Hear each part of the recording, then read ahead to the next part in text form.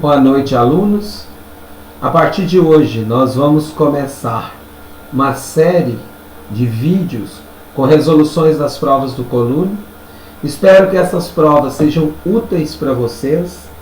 A resolução delas, prestem muita atenção em cada detalhe, em cada coisa que nós vamos discutir ao longo desses nossos vídeos. Tomara que sejam importantes e úteis para vocês. Quem estiver gostando dos nossos vídeos, se inscreva aí no nosso canal do YouTube, deixa um like aí para nós, isso dá mais incentivo para a gente estar cada vez mais fazendo mais vídeos com a resolução dessas provas do Colune. Hoje nós vamos começar resolvendo questões das provas do Colune de 2001, algumas questões de ciência e de matemática. Nessa primeira questão, dos exemplos abaixo, o único que não corresponde a um fenômeno físico é... Então está querendo um fenômeno químico. Vamos dar uma pequena recordada. Fenômeno químico é aquele que altera a composição da matéria. Já o fenômeno físico não altera a composição da matéria, mas apenas a maneira ou formato como ela é apresentada. Por exemplo, um exemplo de fenômeno químico é o que está na letra A. A combustão da gasolina no motor de um automóvel. A gasolina, quando ela é queimada no motor, ela produz gás carbônico mais água. Então, o hidrocarboneto, que é a gasolina, se converte em outras substâncias. E é a alternativa desta questão. Porque ele está procurando um fenômeno que não é físico. Olha a letra B. Ferver água para fazer café. Você está mudando o estado físico. A água está passando do estado líquido para o estado gasoso.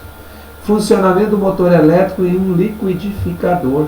Esse funcionamento do motor elétrico é um fenômeno físico, de conversão de energia elétrica e energia mecânica. Garrafa de vidro caindo no chão e se quebrando, mudando o formato do vidro. Não deixou de ser vidro, é um fenômeno físico. Solidificação da água no congelador da geladeira é um fenômeno físico. Então a resposta é a nossa letra A. Na segunda questão, nos versos abaixo, podemos constatar a importância da água para a vida. Águas escuras dos rios que levam fertilidade ao sertão. Águas que banham aldeias e matam a sede da população. Uma música de Guilherme Arantes falando da água.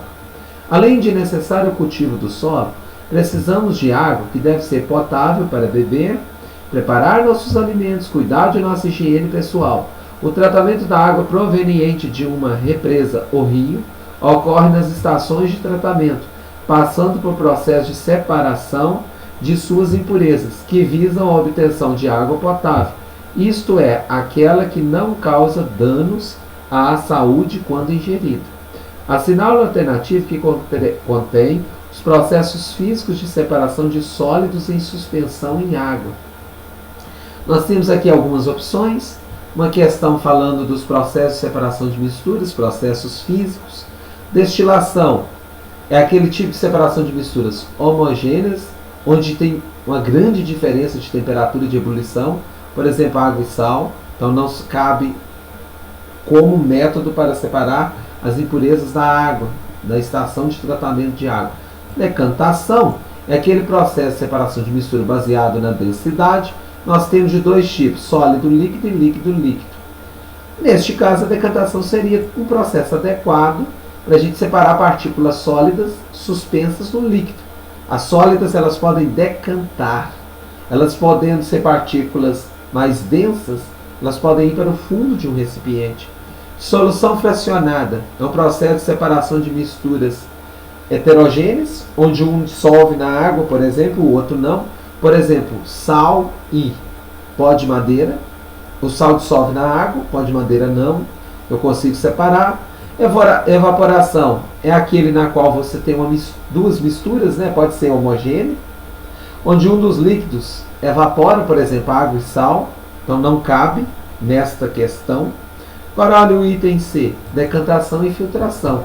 Decantar, no caso sólido líquido, devido à diferença de densidade, o mais denso vai para o fundo do recipiente e você consegue separar da parte líquida. Filtração, você vai utilizar um papel de filtro, um coador, você vai separar, reter as partículas sólidas, enquanto as partículas líquidas elas vão atravessar os poros desse filtro. Destilação fracionada é parecidíssimo com a simples. Recordem, é importante destilação fracionada usada no petróleo para separar as frações da mistura de hidrocarboneto, que é o petróleo. É onde você utiliza uma coluna de fracionamento, então eu consigo separar dois líquidos de uma mistura homogênea, na qual a diferença de temperatura de ebulição é menor, por exemplo, água e álcool eu consigo separar. A separação magnética, aquela procede de separação de misturas heterogêneas, na qual um é atraído por ímã. Lembro para vocês que a temperatura ambiente, apenas 4 metais são atraídos por ímã, que é o níquel, cobalto, gadolínio e ferro. Não é adequado para a nossa resposta do exercício, mas é um importante processo de separação de misturas. Peneiração é um outro processo de separação de misturas, na qual você vai utilizar uma peneira. As partículas mais finas passam pelo poro da peneira e as mais grossas ficam retidas nesse poro. Por exemplo, cascalho da areia, né? Numa construção civil, peneira areia normalmente. Então, neste exercício, a resposta que vai mais adequada na estação de tratamento vai ser a decantação e a filtração. A próxima questão também de ciências, o gás cloro, símbolo químico Cl2, empregado na desinfecção de água das estações de tratamento, é verde e irritante as mucosas nasais e a garganta. Essa característica do gás cloro se refere às seguintes propriedades organoléticas. Dentre as propriedades da matéria gerais, específicas, funcionais, nós temos aquelas propriedades que impressionam os nossos sentidos. Essas propriedades são chamadas organolécticas. Letra D. Bom, observe essa questão de matemática que caiu no coluna em 2001. Sabe-se que uma fração é equivalente a 2/3. Equivalente é igual. Adiciona-se 2 unidades ao numerador e subtrai 2 unidades do denominador. Ela se torna equivalente a 4/5. Então, o denominador dessa fração, novamente, eu não conheço a fração. Eu sei que ela é igual a 2/3. Simplificando, ela chega a 2/3.